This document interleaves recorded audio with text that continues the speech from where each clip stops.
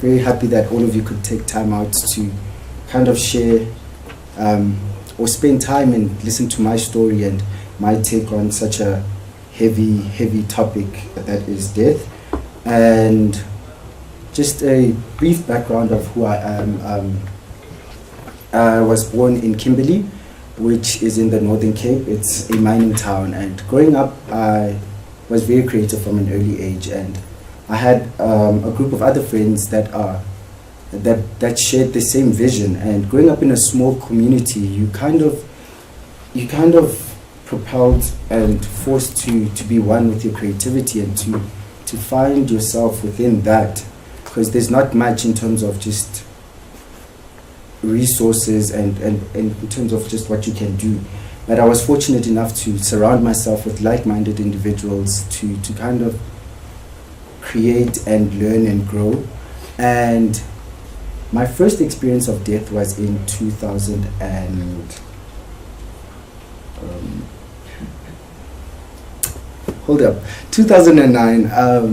That was the first encounter of death when I lost my father, and that was a very difficult time. And culturally, we don't actually speak about death if there's no one that has passed on. But I guess culture also moves on, and I believe that my story about death is one that that is important, and that one that I've never ever shared. And I find it that for that reason I'm able to kind of confront it and just own and explore it. And when I lost my dad, he was the breadwinner at home, and I was in grade 11, and I had very big dreams as a kid, and I kind of saw myself in this same space. And I found I wanted to first study advertising, but like I never knew what it was, but I just saw myself within the advertising space. The only reference of advertising I had was like Israeli Communications and Mashaba Media, and that's about it. And fast track to matric, I have this big dream, and I applied to AAA, but then I didn't submit some portfolios, documents, and there was a whole lot of things that I personally didn't understand, because I guess you in matric and all these requirements that like you have no one to ask. So I applied, and at the time there's no money, there's absolutely like limited hope. Rather, there was hope but limited money. And and my dad was very traditional, and he never believed in like life policies, so there was no money that was left for me. However, he left livestock, and he left kind of a heritage, and instilled a storytelling culture. And for me, that was my inheritance, and that's how my story of death starts. And with that, I kind of took that understanding that my inheritance is my culture, and that for me that is all I can kind of rely on, and that is what I can use to kind of advance myself. And I had to strongly believe in myself. I had to constantly remind myself that it is possible, and death is not the end of it, you know. And that the greatest lesson I learned through that was that in every moment of adversity there's a lesson and there's a blessing, and it's just a matter of time, and it's a matter of kind of understanding who you are in order for you to harness that and for you to move forward. And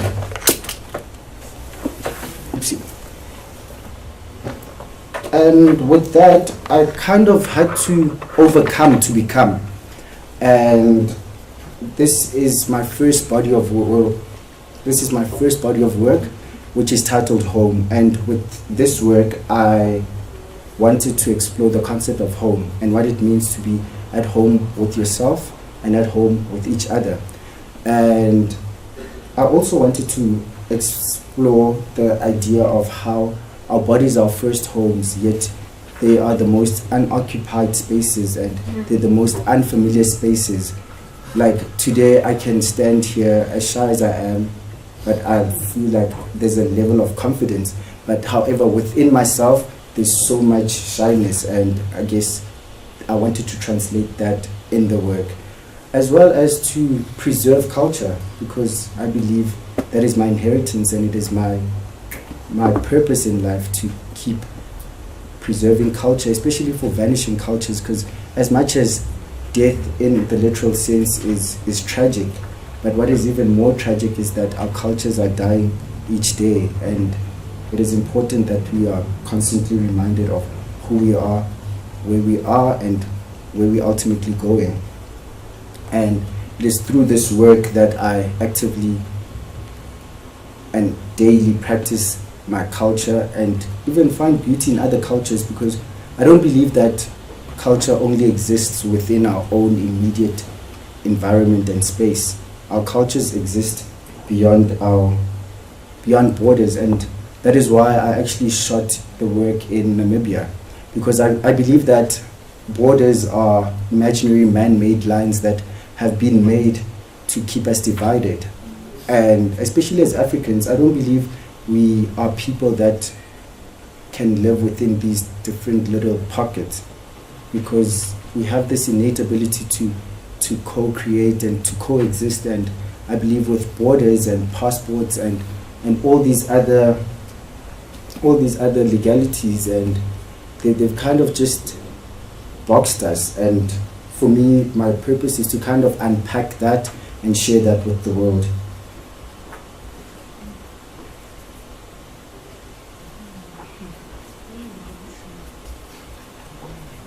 This image was one of the images that I shot for the exhibition, and I spent about 4 months earlier on this year in KwaNdebele, and this is where I was documenting the Amasokana initiates, which are the Ndebele initiates. And this process happens once every 4 years, and how it is always documented from the media side, we always just hear about the death rates of how many young boys or rather young men have passed on. Yet the celebration is never ever highlighted, and through this I wanted to celebrate the homecoming and just this sacred rite of passage. And with that as well, I had to be quite sensitive when documenting, because it's such a sacred space, and I believe within this digital age we share so much that so little is left sacred. And these were just some of the images that kind of that I felt did not share too much, but allowed viewers to get a bit of an insight into the process.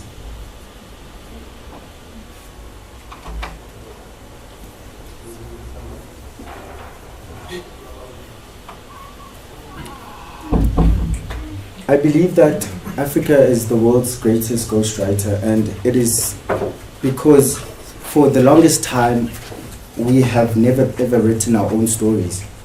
We have always relied on the other to tell our own stories, and I believe I've been given a platform to do exactly that. And it is through that understanding of our greatness that we can kind of anchor and harness our own stories. And back to my father's story, I remember in high school, my father had the biggest dream of me going to Oxford University to study at Oxford, because for him, both my parents never studied, and the minimum they had was primary education, and for them, education was the most important thing ever. And that's why I've always invested so much in my own education, and I've never stopped wanting to learn.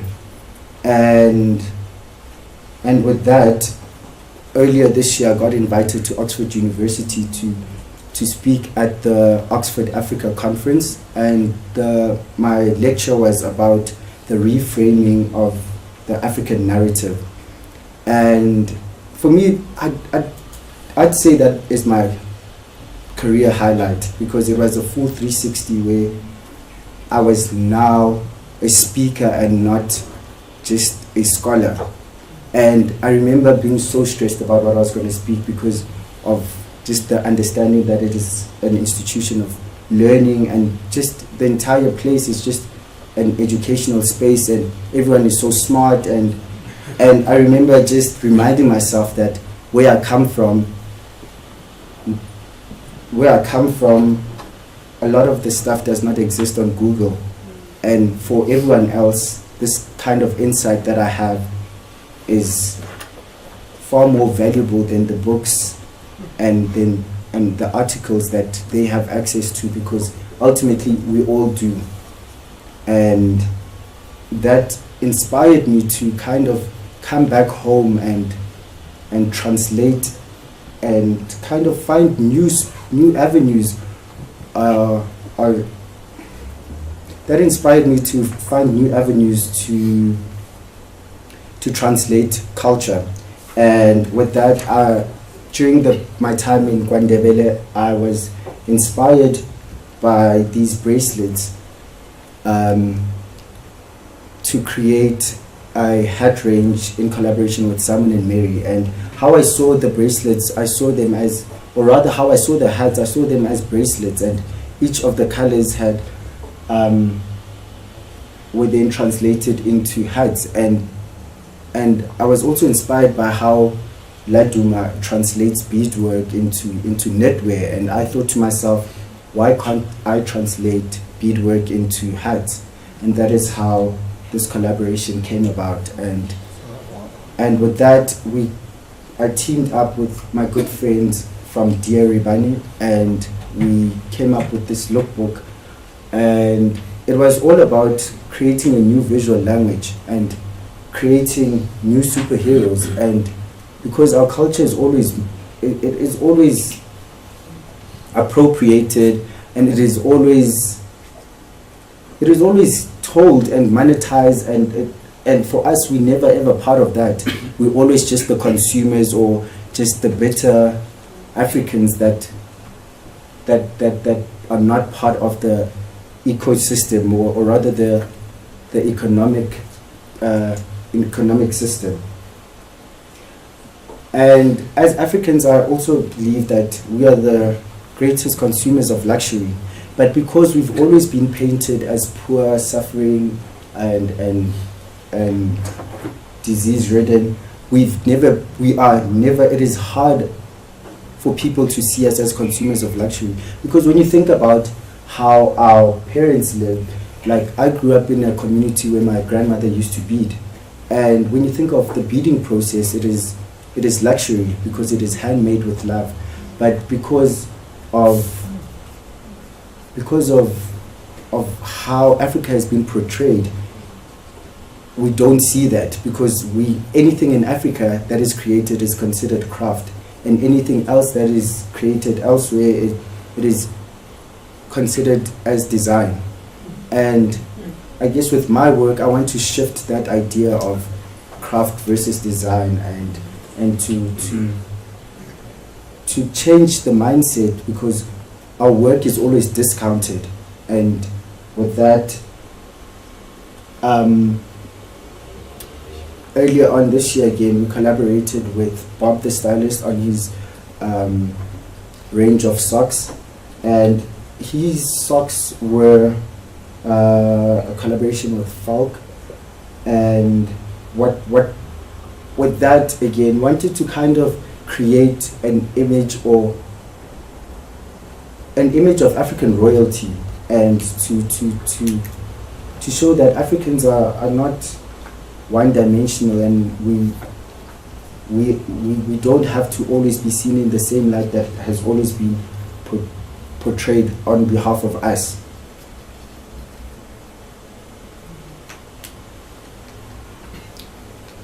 And back to the culture, a lot of the time we enter these debates about cultural appropriation, and for me, I always believe that we need to first appreciate our culture before we enter debates on cultural appropriation, because what then happens is that we end up studying them versus us.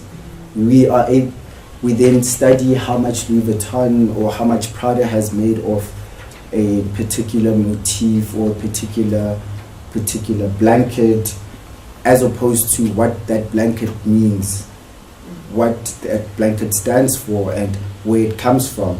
And also it just, and even with the slides, I've chosen not to kind of show the appropriated version of our culture, but to show how we celebrate our own culture. And this is a collaboration I did earlier on with Laduma, which was just a celebration of his time in the industry, because we are celebrating 5 years of being a designer in South Africa. And this is another collaboration I did in Amsterdam earlier this year. And the whole collaboration with Vlisco was so what is considered African print is actually not African. It is actually made in Amsterdam, and even the print that is made in Africa, Ghana specifically, it is owned by the Dutch. And it is through that understanding that we have to, because we've kind of adopted and adapted the whole style, and we are known for that. However, it's not ours, but we have to kind of own it for ourselves and monetize it and find opportunities where we can be part of that narrative, because it has always been told on our behalf. So it was quite an honor to be part of this collaboration and to kind of be able to tell a different version of Africa, because the longest time it has never been the case. And moving to another collaboration I did with Standard Bank earlier on this year, and the whole campaign was called Avant-Garde, and it was about finding creative ways to tell authentic African stories through using the Standard Bank Gold Card. And then the next step of the collaboration was an exhibition, which was an outdoor exhibition of the images which were projected on different buildings in Maboneng. And then I also did a bicycle that I called the Stuurman bike, which was an ode to my grandmother. And my surname is Stuurman, and at home no one speaks Afrikaans. In fact, we can't understand we can't understand certain parts. And the surname is Dutch, and it is an inheritance from the apartheid era. And with that, it is something that I wanted to own. And it is something that I wear, and I until this year, it is only now that I'm starting to wear it with so much pride, because it has always been one of those, like, it's actually not, it's not me, it's not part of my story, it is just, but now it is, I've kind of owned it, and it's part of me. And it is because people now call me Trevor Stuurman and not just Trevor. So I guess it is through that understanding. And my dad is actually Maseko, and he was half Zulu and half Swati. But for me, I felt that my mother's surname, there's so many Masekos, and they're famous and they're wealthy, but for my mother's side, it is not the case. And I wanted to put my mother's surname on the map, and that's why I decided to stick to my mother's surname.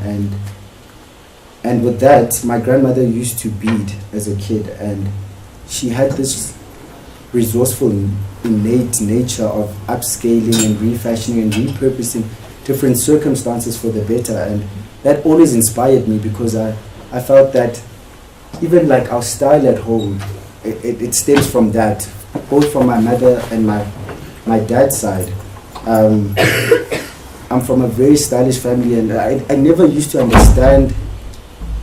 I guess as a kid, I always thought I was the most creative at home, because no one else could understand, or rather could articulate that they're creatives. But I only realize it now when I look back at how my mother used to pack my lunchbox. It was always so different, and how like my grandmother would arrange her pillows on her bed. It was always so different. And I believe if they had the opportunities that I have, there'd be interior designers, and there'd be industrialists, because we have that ability at home, and that skill of just changing circumstances for the better, and also just finding beauty in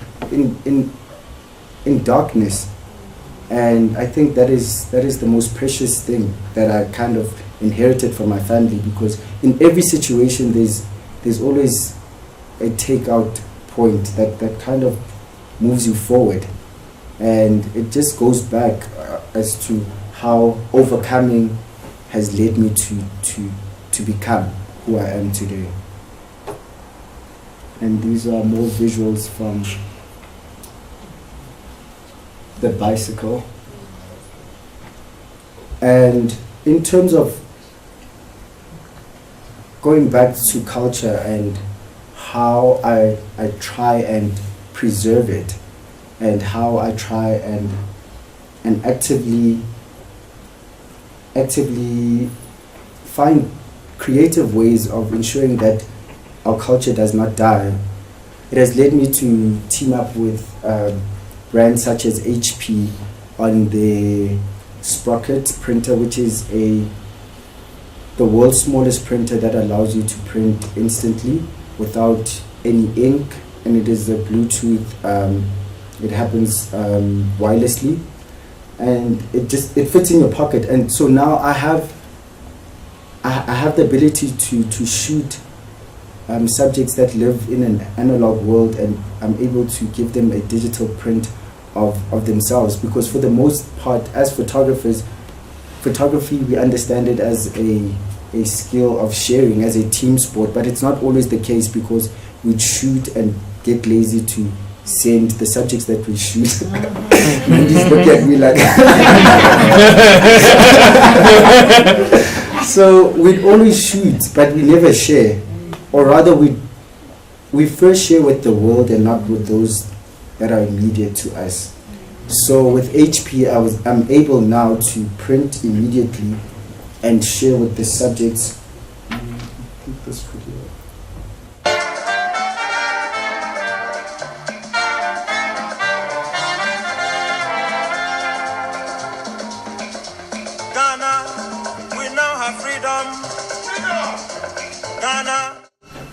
So that is an Insta story that I did in Ghana, and I always have this pocket in my back pocket, and I'm able to always shoot directly either from my phone or from my camera, and wirelessly send it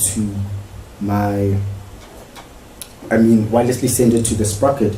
Another project that kind of translated our culture into, or rather that merged culture with technology in a way of preserving and protecting it, is a collaboration with Sanlam that Laduma did.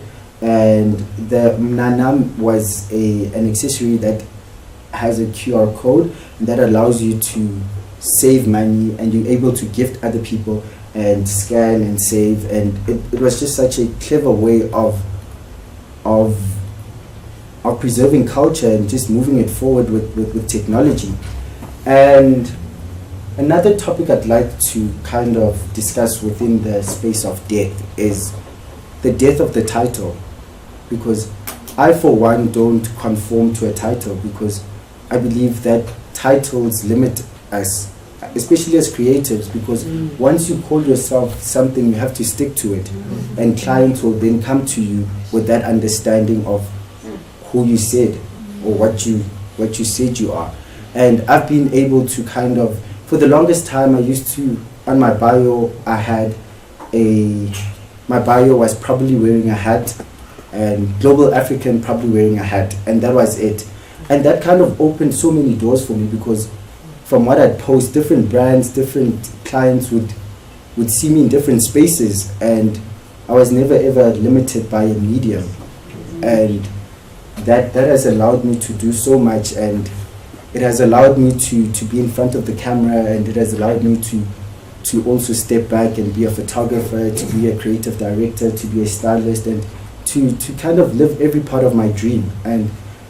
And with that, it's a matter of just kind of freeing yourself from the hashtag as well. And I believe like this kind of, with especially now, I feel like there's kind of a death of the hashtag, because personally for me it's like a hashtag has kind of enslaved me, and it's something that I've kind of freed myself. And I felt like at some point my page was, my Instagram specifically, was like an online store, and there was so much selling, and now it's more about meaningful partnerships that kind of preserve culture, and that share the same values as what I do. And it is always about just ensuring that there's a legacy, and that everything that I do can carry 4 or 5 other people. And each and every project that I take on now, it is a legacy project. It is not just about myself, but it is about those that are around me and those that come behind me as well. And this is from my latest collaboration with Absolute. And with this collaboration, I was in front of the camera, and it kind of allowed me to, because for the longest time I completely stopped posting myself online, because I felt that brands were kind of taking advantage, and I was tired of entering debates and negotiations of product. And I felt that if I'm not seen on my page, then there won't be any space for brands to sell product and to kind of see their product on my page, because then I'm not on. And it is kind of that I feel that there's like a new birth of me, and there's a whole lot more growth, and yeah, death of the hashtag. And I believe that our greatest wealth as Africans is not to be found in mineral wealth, but in ourselves, our culture, our way of life, and our understanding of self. And I believe that my purpose in life, it is to share that with the world. And I hope that you enjoyed the talk, and I'd like to leave you with a little film that I did. And the film is actually a compilation of Insta stories, and I hope that you enjoyed.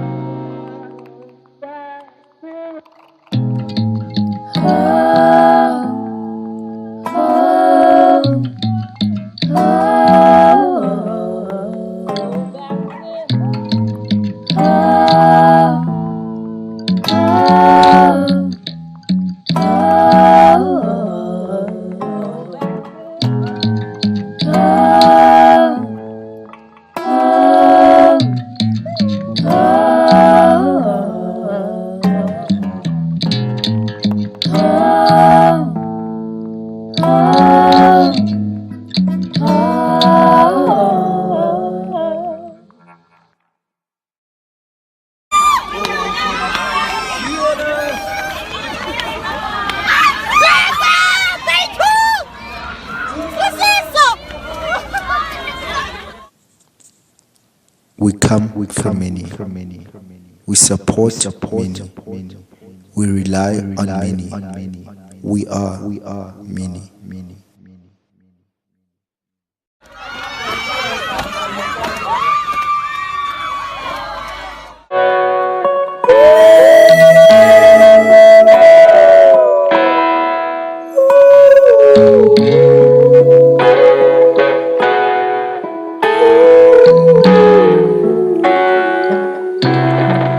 You say you like us,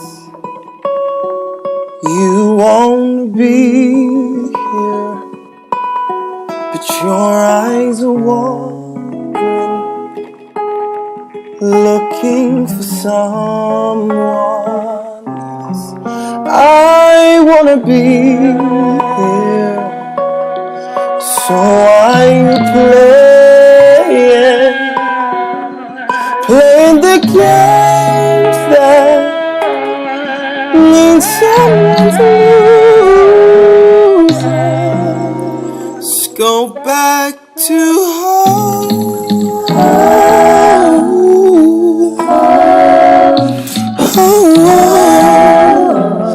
Let's go back to home.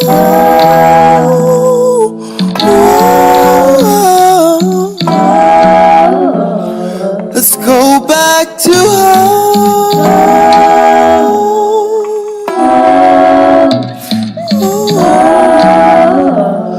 Let's go back to home.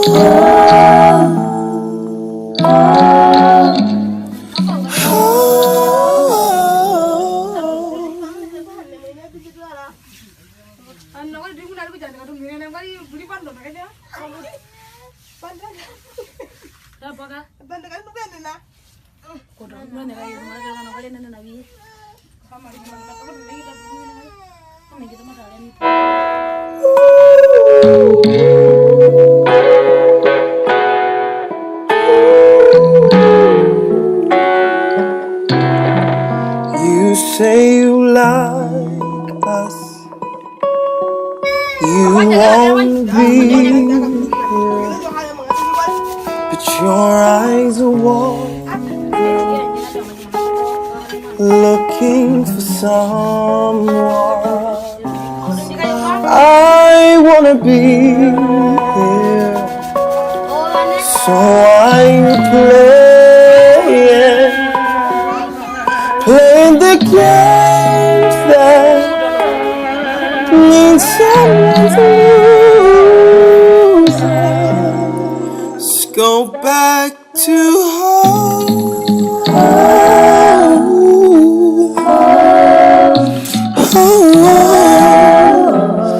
Let's go back to home.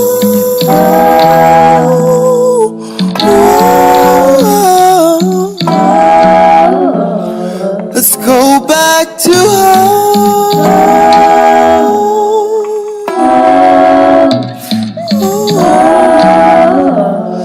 Let's go back to home.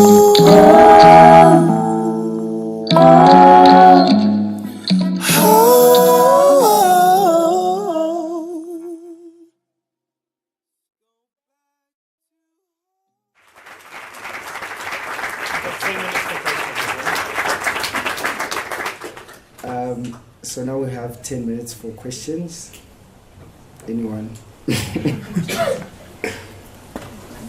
Hi, thanks so much for that. Because we're in an education space, I have an education question. I work with first year graphic students at UJ, and I mean, we're all aware of what's happening in the education space and the challenges these students face. I wanted to ask you, do you have any advice for young creatives to tap into that culture? Because you're talking about understanding your culture. What tips would you give to students on how they can bring that into their design work or creative thinking to kind of stand out? I think it begins at home, and because research is important, especially within the education space, and research, especially in the visual world, it is not always literal. It starts at home, I think, and it starts with asking your immediate circle, your immediate WhatsApp group, and it's kind of that kind of WhatsApp group model that I use. Like I have like all these different WhatsApp groups, and it's like that's my network, and those are all the people I rely on, and I share my stories with them, they share theirs with mine, and we ask questions at home. We ask our parents, what's this, what's that, and sometimes our parents don't have the answers. You find another mother, another aunt. We all have neighbors, and it's kind of just going back to the basics and knocking on your neighbor's door and finding out what help you need, and I think that starts there. Cool, thanks. Pleasure. Firstly, thanks for the presentation. That was really nice, and especially coming from the idea of all being deaf, it could have gone very, and it actually turned out very inspirational. Very nice, thank you. Thank you. But what I do want to ask you, that you being for me, in my impression, a very informal person, but you ended up being involved with companies like Standard Bank and HP, very formal corporate companies, and the idea that I'm sure a lot of people get when you say, well, I got involved with these people and I collaborated with that, is how does that happen? It's not, well, I can't imagine you walk along and just bump into someone, oh, you're from HBA, let's collaborate. How does that unfold? Is it through networking with people? Is it the fact that you got an agent? Or is it just that you did some work that related to other work? How is it that you end up being involved with these companies where you're doing stuff which is so, in my mind, even though you're bringing your creative side into that, it's so separate from your world. How does that happen? How does that collaboration even start? I guess it's just fully using my platforms. So on Instagram, I share as much. I ensure that like I don't have a kind of structure as to like, okay, 3 posts per week, but I share as much, and I believe that I bring like a human quality to different brands and give them personality and give them an African stamp. And I'm usually approached by brands because they want that kind of touch and they want that reach within the African market at large, and not just the South African market. And it's just having online presence and also keeping a standard of work and having a consistent point of view.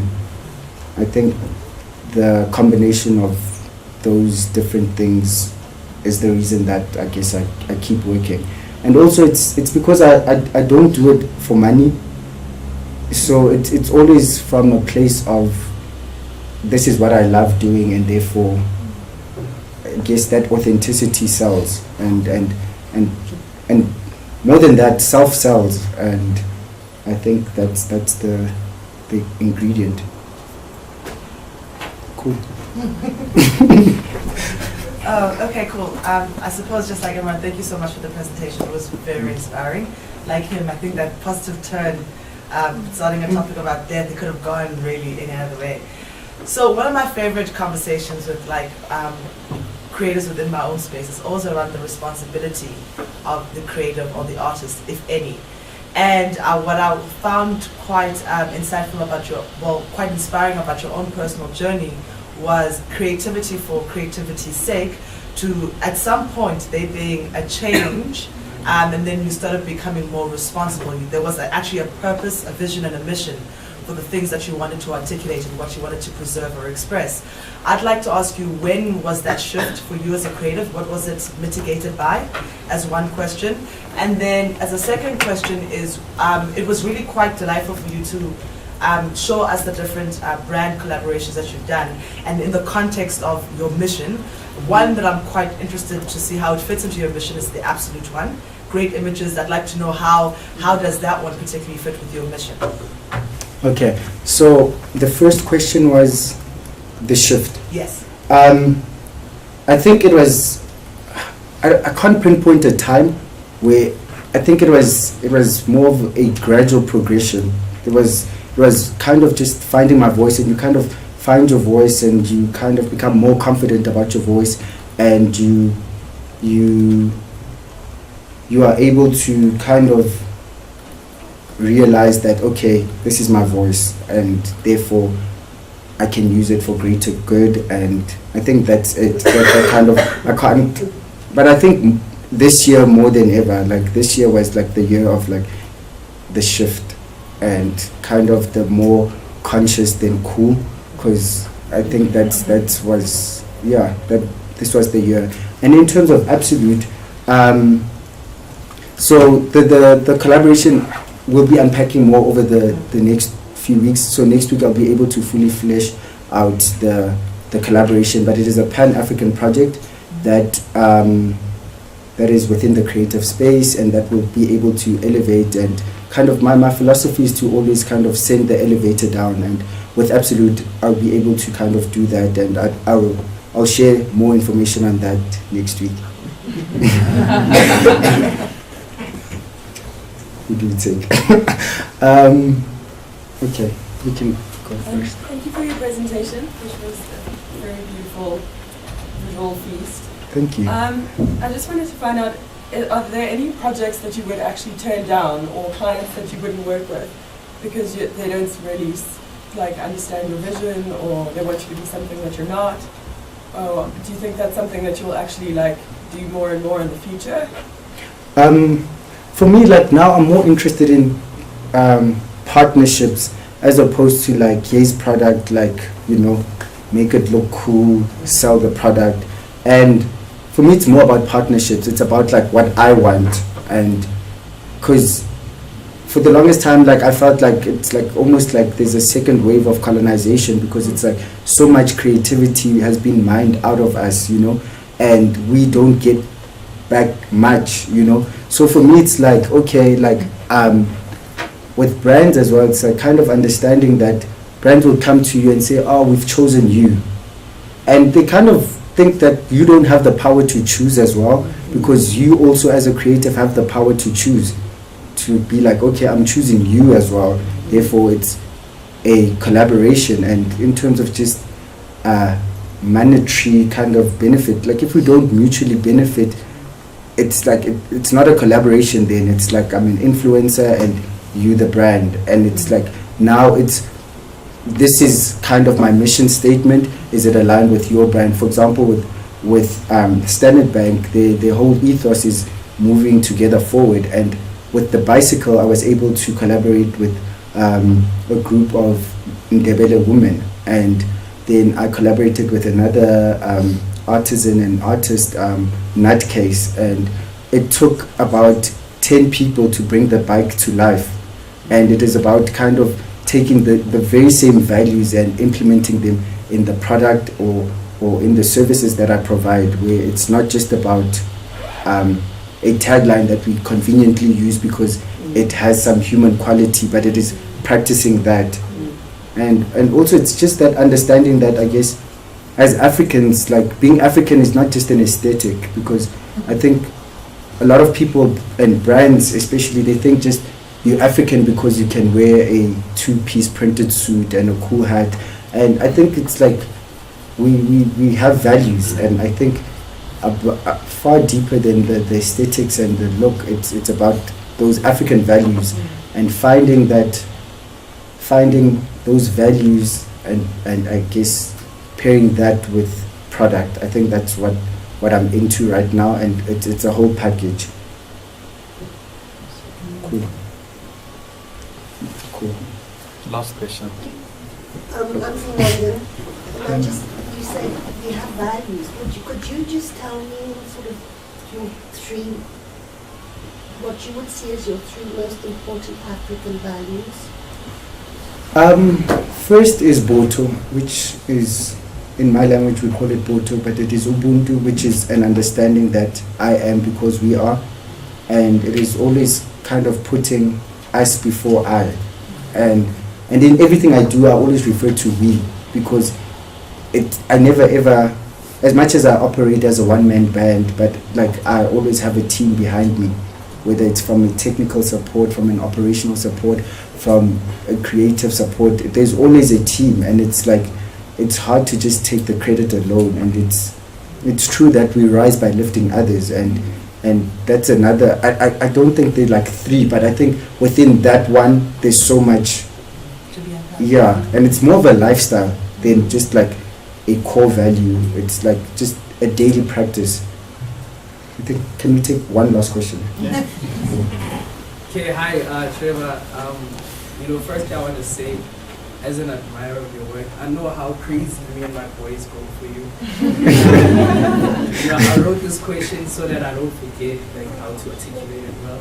So as a photographer, right, I've had to deal a lot with identity, and I think it can be due to so much information being shared, right?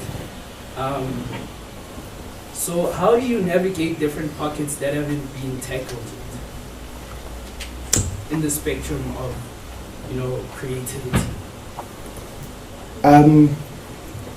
For me, I take things as they come, and it is, I guess, about,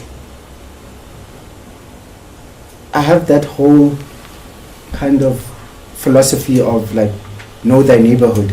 So it's about my neighbor, it's about my friend, it's about my immediate community. So those different pockets are, for example, Kwandebele is an hour and a half away from Joburg. It's quite close. Namibia is 2 hours away from Joburg. It's close in terms of just flying, and it's the same distance as it is to go to Cape Town, and it's cheaper than Cape Town. It's just that understanding of my immediate environment and using that space to the best of my advantage, and it is through those, I guess, I find those different pockets and tap into that.